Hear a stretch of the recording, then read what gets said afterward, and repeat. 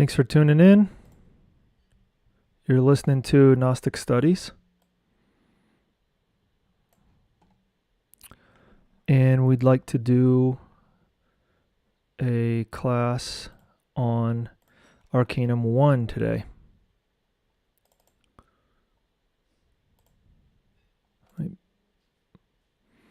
We're going to be studying the tarot in the Gnostic tradition. And so we're going to start with the first card. We've done 3 introductory classes. Some of you are already aware. Those of you who are not, we tried to drop a link into the description so that you could see that if you wanted to review that material.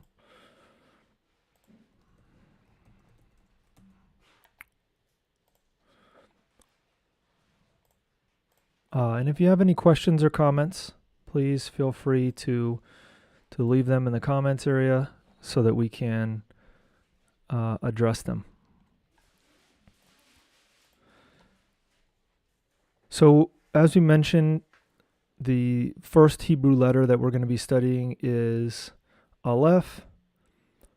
These are the older symbols according to some books that all correspond to the same thing, which is Aleph, the first letter. And you'll notice if you look at this hieroglyphic here, that which is like some kind of a hawk or bird of prey, that it also exists on the Gnostic Egyptian tarot in the upper left-hand corner. This is also a letter of a special alphabet called Alphabet of the Magi. So these are different other older Hebrew letters. This is a modern Hebrew letter, but these are other what they call Semitic letters.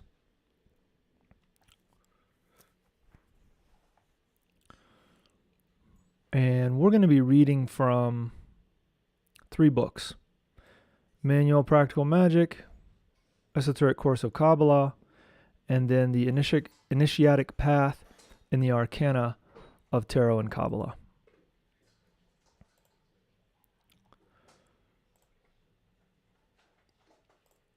So we're just going to read the material, so it can basically be like books on tape, or what we used to call books on tape, right? Audio books, what they call them now. And we'll just read from there. And like we said, if you have any questions, feel free to ask them, and we will check back periodically with the comments to see. And if there's anything we want to emphasize, we'll do that too. So Arcanum 1, is just sort of the synthesis of it, is in this first section on the webpage. Arcanum 1 means that which initiates, that which begins, that which is sown, right? Like sowing seeds, that which commences. Every beginning is difficult. One must work hard to sow in order to be able to reap. It gives aptitude for resolving problems. It confers power both to awaken and to dominate the passions in the physical world. It tends towards the organization of natural elements and the dominion of forces in movement. It gives the aptitude to acquire, arrange, to model, and to apply.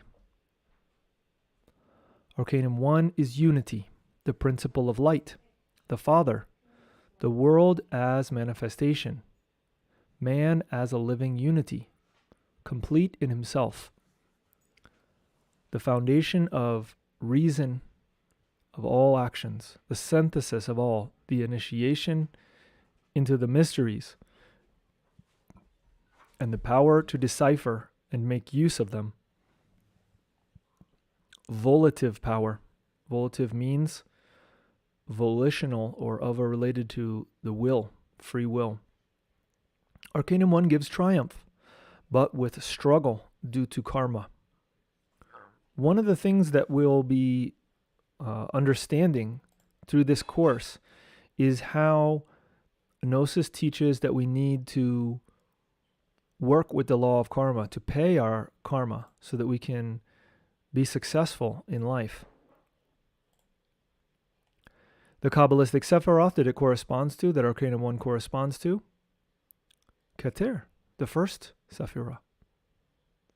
Hebraic letter Aleph, we already know that one. Transcendental axiom, be in your works as you are in your thoughts. From 87 in Initiatic Path in the Arcana of Tarot and Kabbalah. So now we're going to jump into Manual of Practical Magic. We'll read these books in what we could call chronological order. I believe this book is from 1952. Then we'll read one from 1967, and then one from 1977, maybe.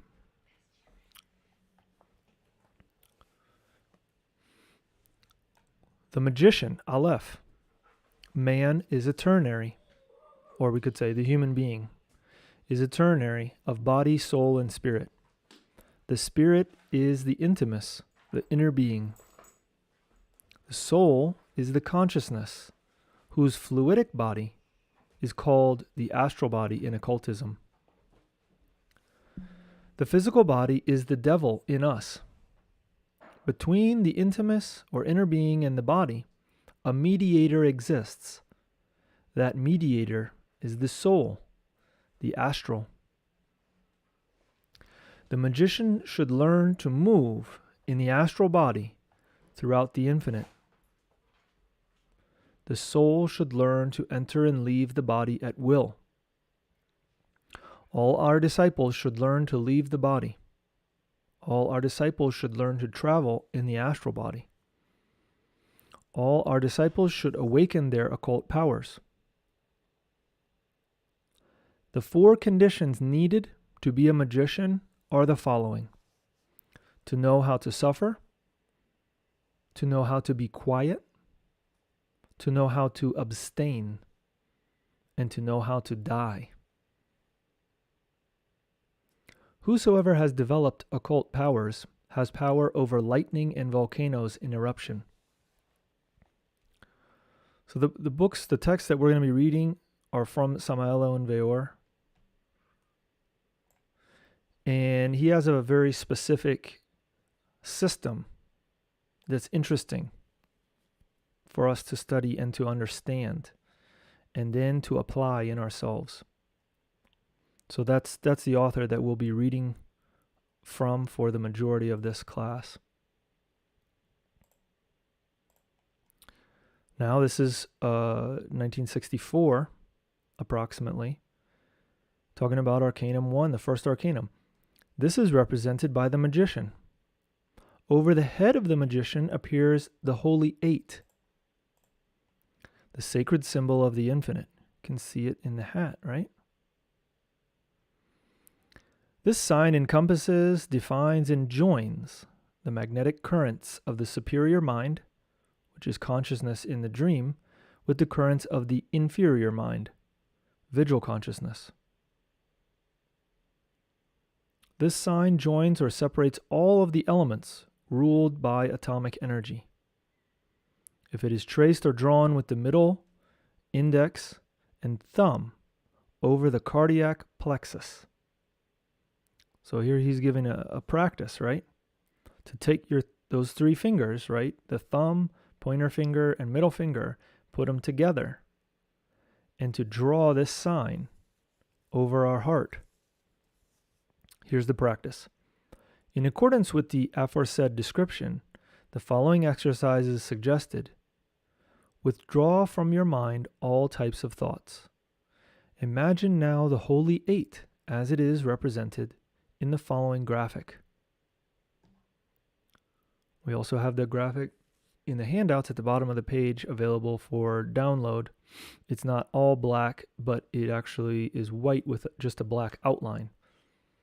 And it's on a blank piece of paper so that you can print it out, have it on the floor or wherever, on the wall, wherever you want to put it, and then concentrate on it in order to meditate. But essentially, it's an infinity sign. allow the figure to submerge itself within your consciousness and go to sleep. Then, place the mind in a blank state without thinking of anything. Thus, after a while, you will awaken your consciousness in the astral body. So this is Arcanum 1. He's giving this as an exercise, a practice. Now, if the formation of this sign is considered, then we can see the continuity of the same arm which closes a double circuit in the first stroke, while in the second only encloses one, deviating in the other one to project itself towards the exterior after cutting the sign in the central crossing. One closes, the other opens.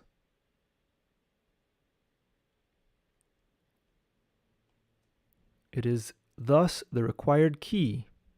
This is thus the required key to open all the doors in order to cut all the currents formed by atomic energy from where we have imagined and deposited in the depth of our consciousness, until the one that originates all, which circulates in the same manner in the center of the ninth sphere. Now then, in order to save the appeals related to the inherent risks of every astral experience, and to obtain a fast and at the same time perfect projection, it is sufficient reason for the Sacred Order of Tibet to affirm its motto, "Nothing can resist our power." To do this practice, moments before going to bed, the disciple must invoke with all their heart and with all their soul the great ruler of the Sacred Order of Tibet. The name of that great Guruji is Bhagavan Aklaiva. This order, which we have the high honor of representing here in Mexico, is the most powerful of the whole Oriental tradition. It is formed by 201 members. The board of directors is formed by 72 Brahmans. Pappus says in his Elemental Treatise of Occult Science that the true initiates from the Orient are the adscripts to the secret sanctuaries of Brahmanism, since they are the only ones who can give us the royal key of the Arcanum AZF, thanks to their knowledge of the primitive Atlantean language, Wata, the fundamental root of Sanskrit, Hebrew, and Chinese. The Sacred Order of Tibet is the genuine depository of the real treasure of Aryavarta, or Aryavarta. This treasury is the Great Arcanum. Bhagavan Aklaiva will help you to consciously travel in your astral body. Invoke him when you are meditating on the sacred sign of the infinite.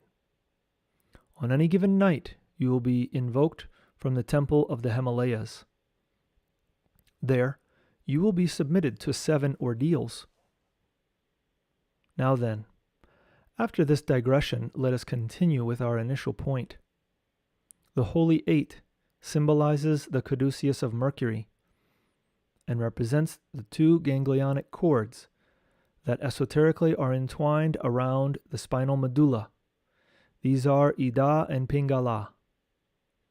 The 2 witnesses, the 2 olives, or olive trees, the 2 candlesticks standing before the throne of God on earth.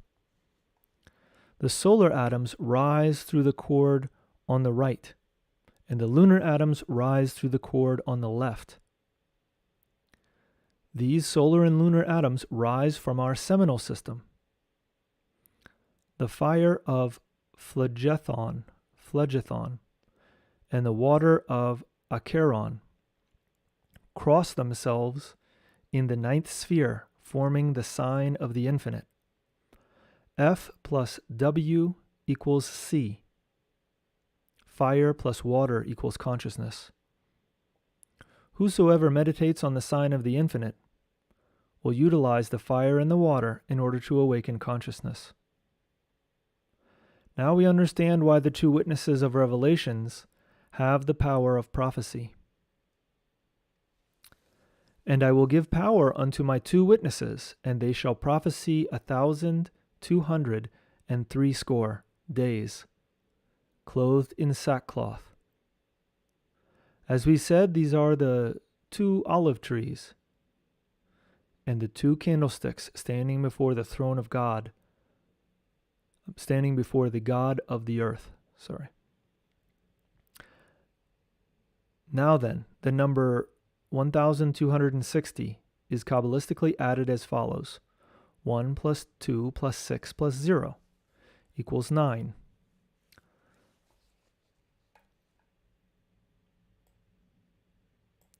Thus we have the symbol of the 9th sphere, because it's reduced to 9. The 9th sphere is sex, and the 2 witnesses have their root in sex.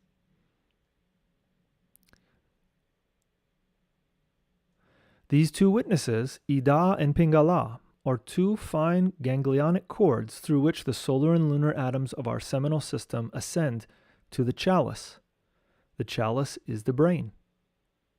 Fill your chalice, brethren, with the sacred wine of light.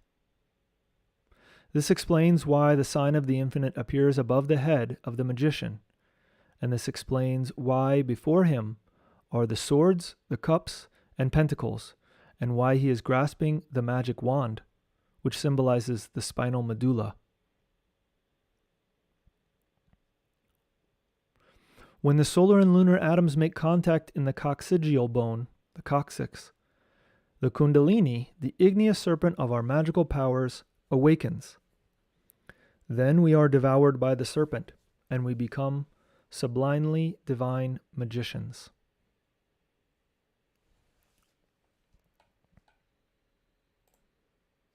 So if you have any questions or comments, please feel free to drop them in the comment area. Doesn't look like there are any now. Just to clarify, we talked in the Introduction to Gnostic Kabbalah series, or Gnostic Chemistry and Cosmology, about how the 10 Sephiroth of the Hebraic Kabbalah correspond to locations on the body. And Yesod, the 9th Sephiroth, that is when you count top down, because remember we talked about how Keter was number 1 at the top. If you count from top down, and it makes a zigzag or lightning bolt type symbol, which is related with the ray of creation, then Yesod is number 9, and Yesod corresponds in the physical body to the creative organs. Now the language often mentions man or male, but we have to understand that men and women both have that seminal energy, that seed energy, because semen means seed in Latin. The creative energy, the seed energy, from which we can create a child externally in the physical world, or we can create something in our internal world, in our internal universe, which is what Gnosis teaches us how to do.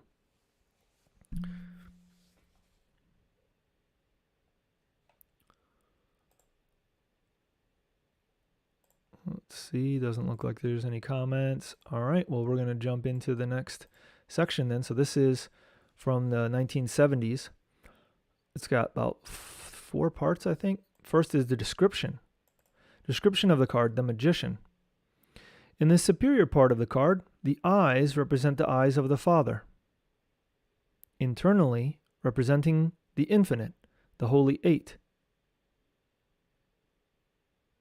The caduceus of Mercury, the 8 Kabirs who direct the planet. The magician is shown with the right side profile, signifying that for the manifested, the right side is all. On his forehead, the serpent protrudes, indicating that he is arisen, that he is a self-realized master. In the left hand is the staff of power, the wand, which symbolizes the spinal column pointing towards the infinite, while the right hand points towards the earth, indicating that he dominates the earth with the science. What science is he talking about? and that one must ascend from below. One cannot ascend without first descending. So he's pointing down in order to indicate that we must descend in order to ascend.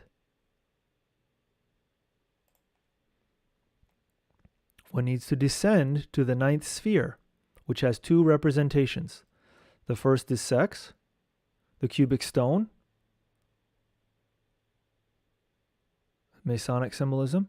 The second is the 9 circles, the atomic infernos, into which the initiate has to descend, symbolizing to descend in order to ascend.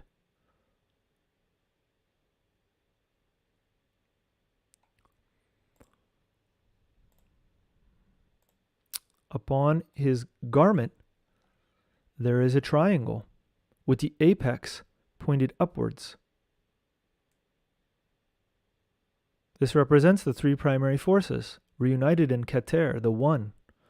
Right? The 3 primary forces are Keter, Chokmah, Binah, the holy affirming, the holy denying, and the holy reconciling. Brahma, Vishnu, Shiva, the Father, the Son, and the Holy Spirit. So he's got a special garment, a special apron representing that. To the one side, there is a table, which represents the 4 elements: earth, water, fire, and air, and the physical plane. Upon the table, one finds various elements in a state of disorder: the sword of power, the lingam, male sexual organ, a chalice, which represents the physical brain in one way, and in another way, it represents the yoni, the feminine sexual organ, and a moon, which must be converted into a sun. Beneath the table, one finds the immortal ibis,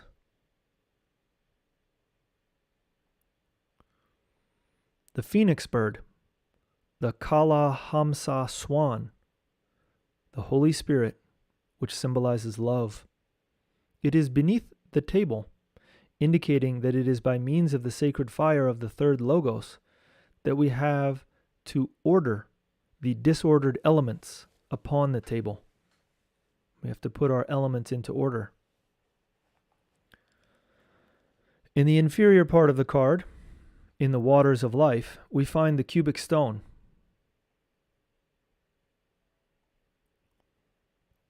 The philosophical stone, which has already been shaped, indicating to us that this is the work which we must realize. This is the cubic stone of Yesod, sex, the stumbling block and the rock of scandal. Esoteric significance of Arcanum 1. The esoteric study of the tarot is divided into 2 parts, the esoteric and the mathematic. The first consists of 22 arcana. Afterwards, one enters into the advanced studies through mathematics. Arcanum number 1 is the magician, that which initiates, which begins, the one. It is unity, the divine spirit of each person, the monad or immortal spark of each human being, of each living creature. The one is the mother of all unities. The one unfolds into 2, which is the next arcanum, the priestess. In Arcanum 1, we enter the sanctum regnum of magic. Does anybody know what that means? Above the head, one sees the Holy 8, represented by 2 eyes. It is the symbol of the infinite. Representing also the 8 Kabirs, the symbol of life and death. In the center of the earth, in the 9th sphere, one finds this sacred symbol of the infinite.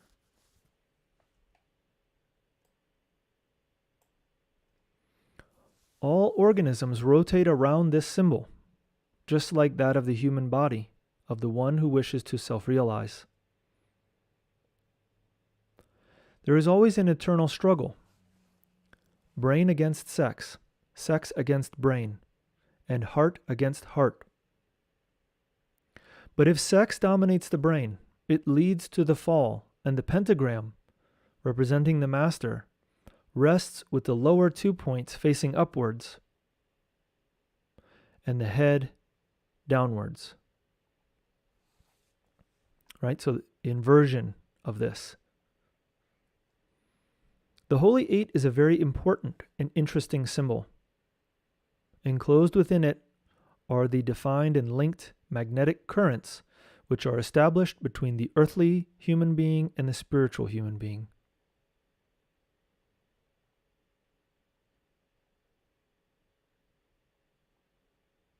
If one traces this symbol with the thumb, middle, and index fingers upon the surface of the cardiac plexus, right, related with the heart, the center of the chest, this sign unites or separates all the elements ruled by atomic energy.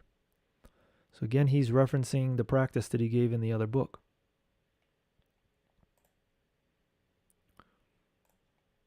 So that was the first section, which is related with esoteric significance. Well, I guess it's not over because he's got more. Achieve a still and silent state of mind. Go to sleep, thinking of the figure of the Holy Eight, infinity, making an outline upon the heart in accordance with the previous description. Allow the said figure to submerge itself into your consciousness. Then place the mind in a blank state without thinking of anything. Thus, after a certain period of time, you will awaken consciousness in that region which is called the astral world. If we examine the vertebral column, we will see the Holy Eight, and there the caduceus of Mercury, or Hermes, which is represented by the 2 ganglionic cords that are entwined around the spinal cord.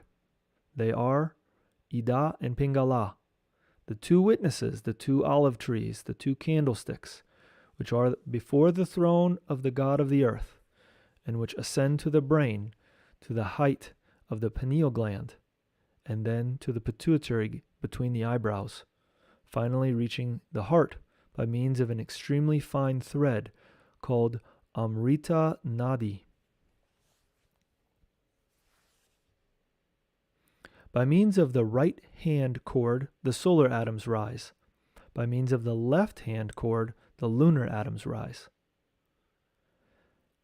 When they ascend through the spine, they ignite our magic powers. The Holy Eight has been, is, and will be the key of all, of everything. A magician cannot exist without the Holy Eight. If we consider the outline of this symbol and we see that it encloses a double circuit where the 2 forces cross, one closes and the other opens. This is the key to open all the doors. It opens our inner temple. It is the sign which opens the book of the 7 seals. In the Sacred Order of Tibet, it is used by all. This order, which we have the honor of representing here in Mexico, is the most powerful order of the whole Oriental tradition. So you can see here he is repeating some of the stuff that he mentioned before. It is comprised of 201 members, the greater plane being made up of 72 Brahmins. The great regent of the mentioned order is the great Guruji, Bhagavan Aklaiva. The Sacred Order of Tibet is the genuine depository of the royal treasure of Aryavarta. This treasure is the Arcanum AZF. Immediately prior to going to bed, concentrate on the Sacred Order of Tibet and on the Holy Eight, calling the Master Bhagavan Aklaiva. He will assist you to travel in your astral body. Some night we will be called to the Lodge of Tibet, and we will be submitted to 7 tests in the Himalayan temple. When one is called, one is pulled by the feet, so that one may present oneself in an upright position. One must have courage, because we will be submitted to many very hard tests. We will be decapitated and pierced through the heart with a sword. And when this happens, one must have courage.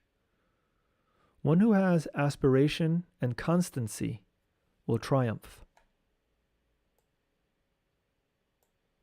The Sacred Order of Tibet is very exacting. Here we find the true rectors of humanity. Rector is a rectifying, right? To make upright.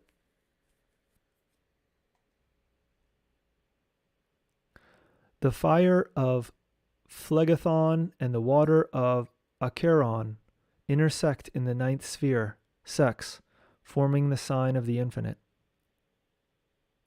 One must work with the fire and the water. Origin of beasts, men, and gods. He who wants to ascend must first descend. This is something terrible. This is the greatest test, and almost all fail. Everything in life has its price. Nothing is given as a gift. The cost of self-realization is our own life. One must have valor, and then one may be admitted to the Sacred Order of Tibet.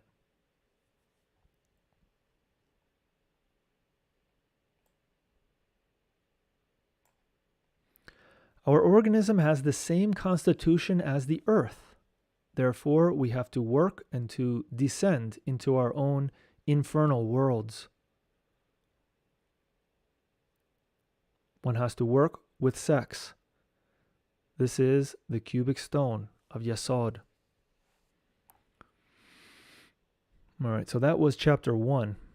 Initiatic significance is next, and that's going to be chapter 23.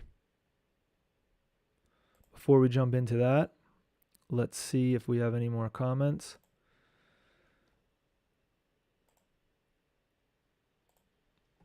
All right. Well, feel free if you have any questions or comments to drop them in there. Initiatic significance of Arcanum 1. Arcanum 1 is the magician of the Kabbalah. It is obviously the beginning, and anything which is initiated in practical life is Arcanum number 1. It is unity. It is not difficult to appreciate that every beginning is difficult. One has to work hard. One must sow in order to be able to reap.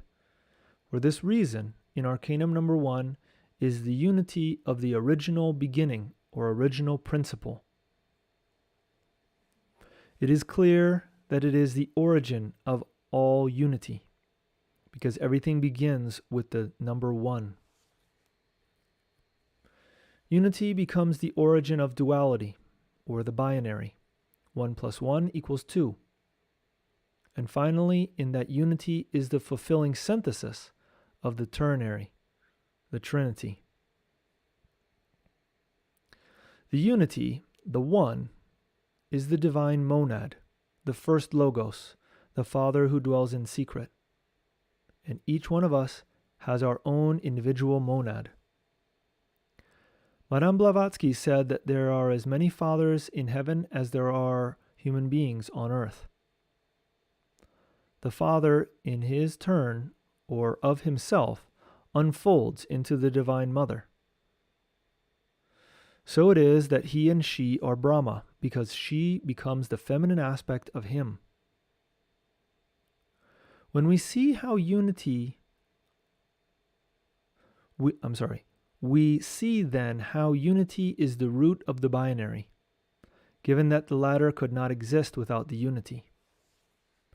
If the monad had not existed, the Divine Mother would not have existed.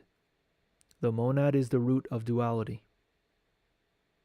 There are as many mothers in heaven as there are men upon the earth, or human beings upon the earth.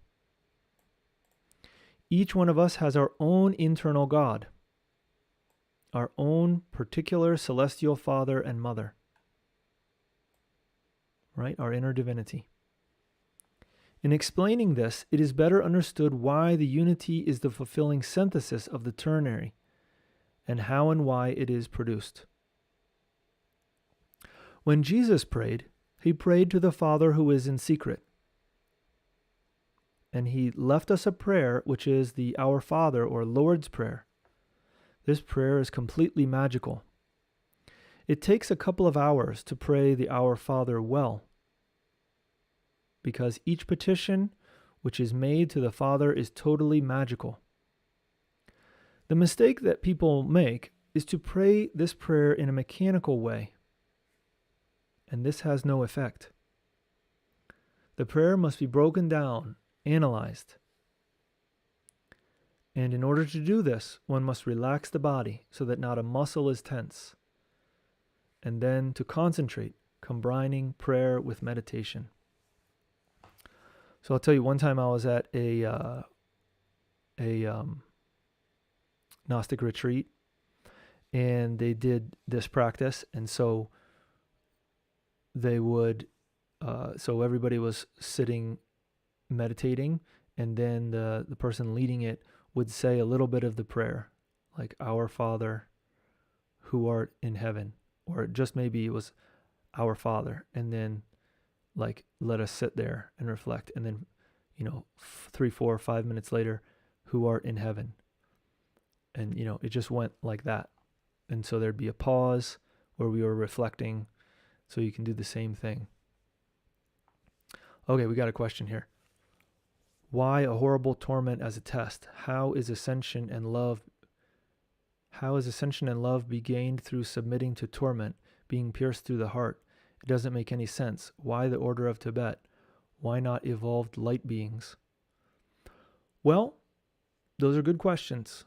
So we need to be tested. Let's remember that it's easy to say that we are, calm, or that we are stable, or that we're, we can handle anything.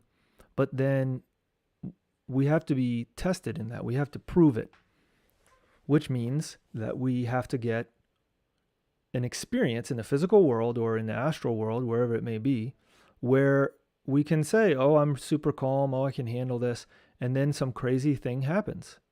How do we handle it? What do we do in those moments? We have to live what we are. We have to test ourselves and see what we are. Because we might think that we're good and we're calm, but then something crazy happens and we start freaking out. So that's why there have to be tests. And then sometimes the tests have to be also, what do we do with our attachment to the physical body? If we're decapitated or pierced through the heart or whatever. That's to test our attachment to the physical body. As an example, I'm sure there's other aspects related with that, but that's one reason why. And why the order of Tibet? That's what the author says, is that it's related with that order. There's other beings and groups that can be worked with too. And this idea of evolved light beings, it may not be the same way that we hear about everywhere, that there are such things.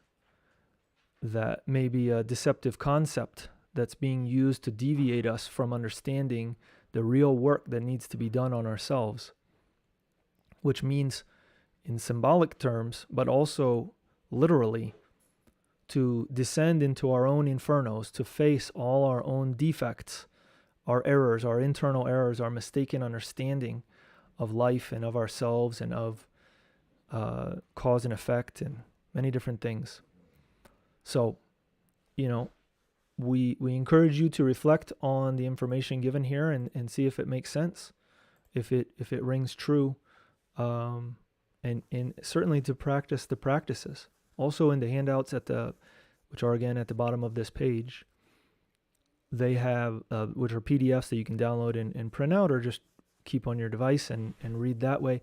There's lots of things, lots of these practices sort of listed out, like the practice with concentrating on the Holy Eight, the practice of drawing it and invoking Bhagavan Aklaiva, the practice of working with the prayer here, Our Father, etc.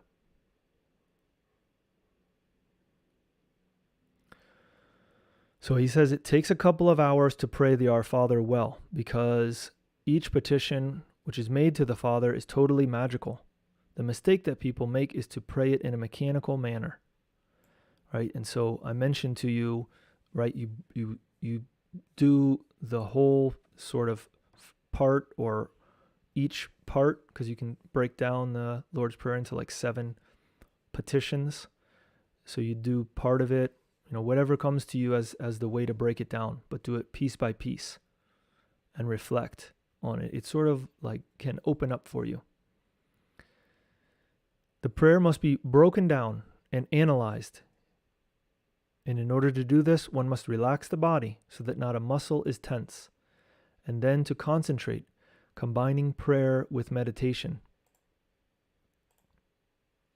People think that our Father who is in heaven is a Lord who is sitting up there. If we reflect profoundly, then the monad, the number one, the origin of all other unities or monads, will be discovered. It is clear that the monad needs something in life in order to self-realize. What is it that the monad needs? In the light of the Sanskrit, we can ascertain that he needs Vajrasattva, which signifies the diamond soul.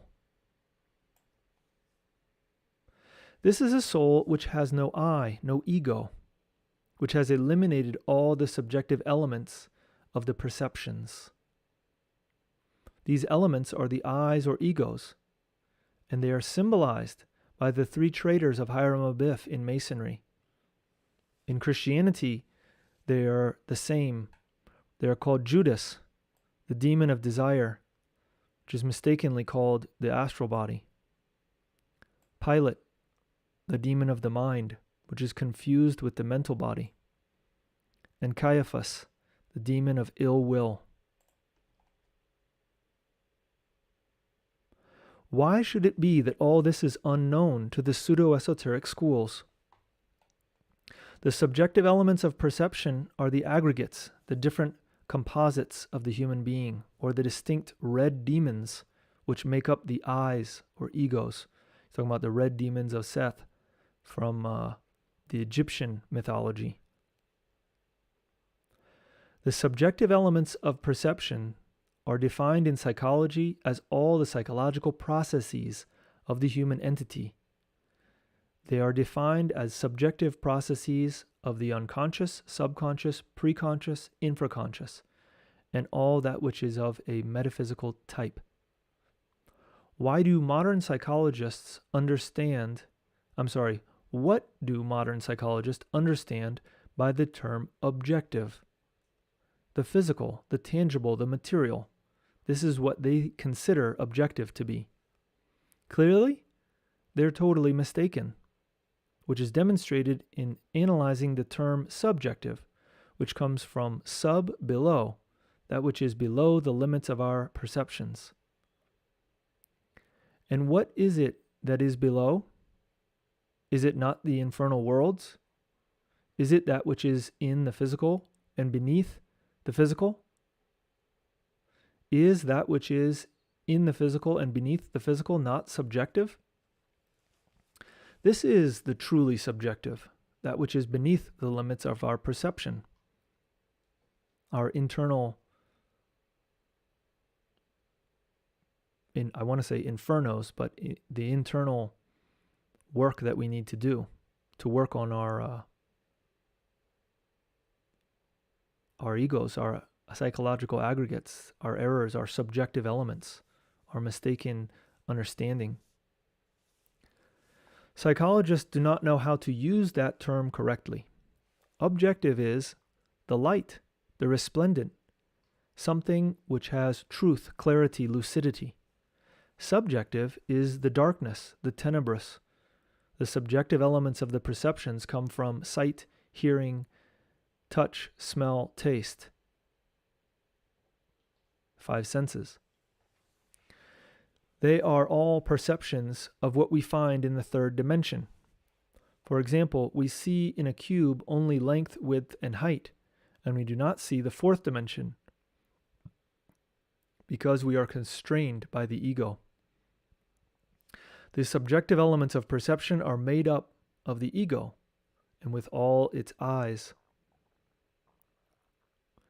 The unity, the father divides himself into the mother. In her turn, the mother divides herself, giving origin to the son or child whom she carries in her womb. In Egyptian, this is Osiris, Isis, and Horus, right? Osiris, the father, Isis, the mother, and Horus, the divine spirit, the intimus or inner being or inner divinity of everyone. The unity is the realizing synthesis of the ternary. In the Egyptian Book of the Dead, it says that Ra gave to Horus the child which the Divine Mother carries in her arm. That's who Horus is. So Ra gave to Horus the region of Bhuto. This region is the region of pure spirit, of Atman Buddhi Manas. Set transformed himself into a black boar and struck the eye of Horus. And the latter complained to Ra. I will cure you, Ra said to him, and to console him, he gave him the region of Bhuto. This is clarified by the following. The black boar must be killed. Thus the eye of Horus is restored. That is to say, clairvoyance is restored. Horus can put an end to the black boar, but not alone. Rather, he must beg the help of the Divine Mother. Horus triumphs by eliminating the black boar, and the essence, which is that spark of divinity, which we all have within us, which was bottled up in the ego, in the eyes, is freed by fusing with Horus, with the diamond soul. It unites with its father and mother. They are three flames which come to form one single realized flame. Let's see if we have any questions or comments before we continue here. All right, doesn't look like there are any.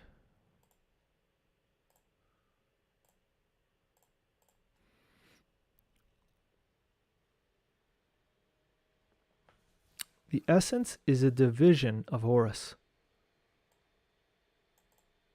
We must beg Horus to strengthen our three brains.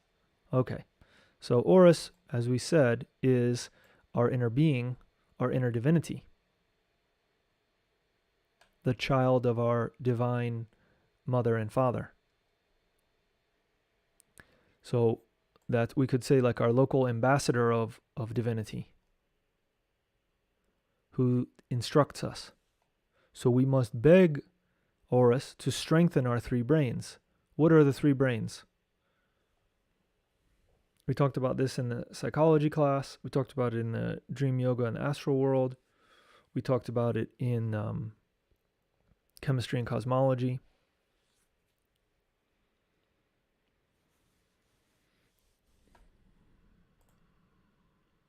So we'll see if anybody knows the answer to what are the three brains.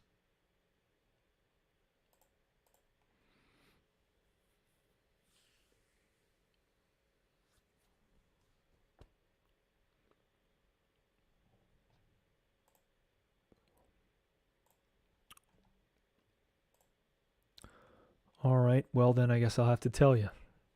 They're the intellectual, emotional, and motor instinctive sexual. The trinity within us. Right? The brain, the heart, and the sexual organs with the spine and other aspects. Nervous system, etc. So we have to ask for help from our inner divinity to strengthen our three brains. And we'll understand what that means as we continue this course. But as we saw earlier, we receive a lot of information through our five senses. And if we don't learn how to transform that information and use it properly, it becomes fuel for the ego. As the ego dies, right, as we eliminate the ego, Horus is strengthened. He becomes stronger. Our inner divinity becomes stronger. And due to this, one must beg that he strengthen those 3 brains. When Horus has swallowed the essence, he needs the solar bodies. And a germinal atom of each one of these bodies remains. This is very interesting because this is what Gnosis teaches that's somewhat different from most other systems. It says that we need to create the soul. We need to develop the soul. It's not something that we just are born with. So, what are these atoms? The solar physical body, the solar astral body, complete consciousness, the solar mental body, complete knowledge, and the solar causal body, the body of conscious willpower. So we've mentioned before that this is white tantra, transmutation of the creative energy, that's how we can create these bodies. By taking that same creative energy that normally flows out, downwards and outwards, when we send it inwards and upwards, then we can crystallize these bodies. Man is man, and the smaller and more microscopic one feels, the better. We, mankind, must feel that we are ants. God is God, because the divinity is that which has power. We are nothing. We are poor devils. And even the human being who is a complete human being is an ant compared with God. A master said to me, Venerable Master Samaelo and Veor, true happiness is having God within.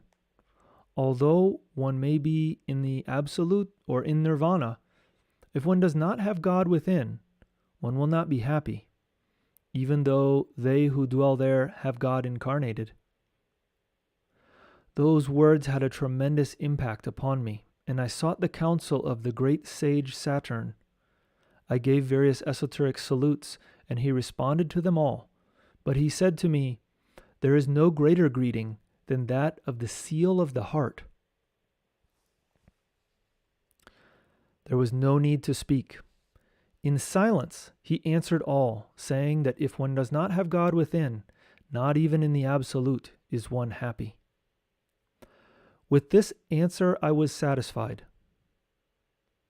These consultations cost, and I paid with the capital of good acts, which is the currency of Dharma. Synthesis of Arcanum 1. This Arcanum, the magician, represents man. It is the masculine principle.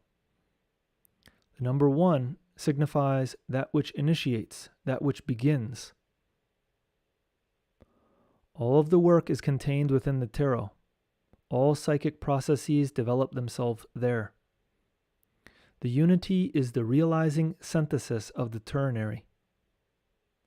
While we do not know ourselves, we can know nothing of the soul and the spirit. The 4 conditions which are necessary in order to be a magician are the following: to know how to suffer, to know how to keep quiet, to know how to abstain, and to know how to die.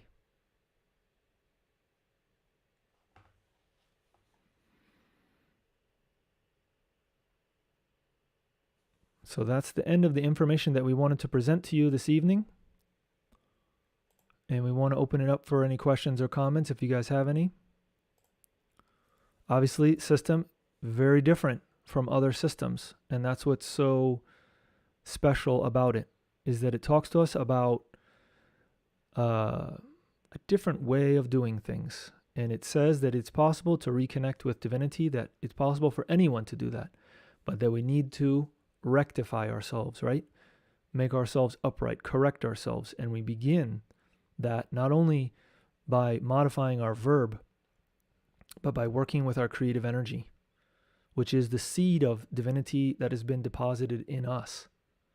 And so we could say, an inheritance there that we need to learn how to use instead of wasting. And that takes some reasoning on our part, right? The brain needs to dominate sex. Otherwise, sex dominates the brain. And that's the process of getting closer to divinity, learning how to dominate nature. And nature exists in us, in that creative principle. We have to learn to dominate nature within ourselves, that animal, that beast.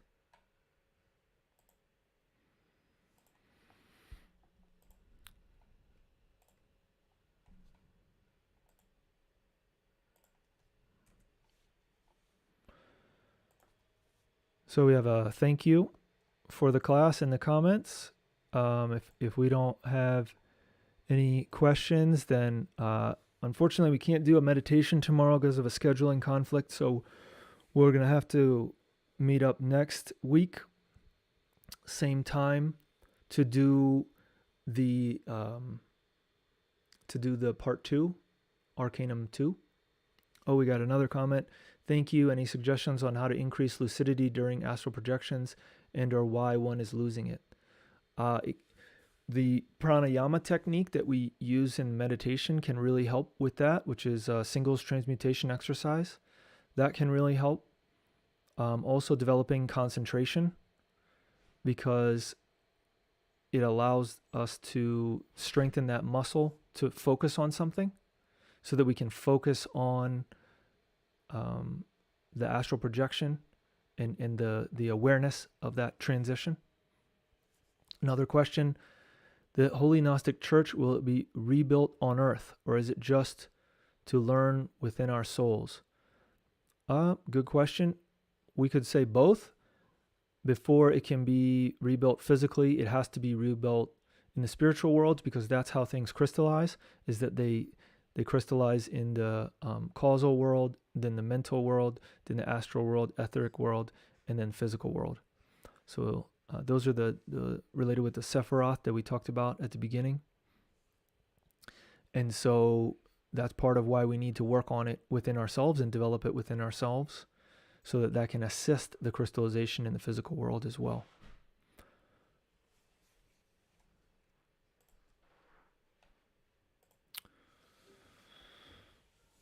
At least that's our understanding, right? I mean, ultimately we have to decide for ourselves through prayer and meditation and, reflecting. All right. Well, we want to thank you for your attention, for your participation in this class. And we hope that it has benefited you. And we want to invite you again to next week, where we're going to study Arcanum 2. We studied the Western Yang, right? The male principle, the number 1. And next week we have to study Yin, the Western Yin principle, the number 2, the divine feminine. And we can't have Yin without Yang. We can't have Yang without Yin. So they're intimately related. So it's very important that we understand how these two work together, the magician and the priestess. All right. Well, we hope you have a good weekend and a good week, and we'll talk to you soon.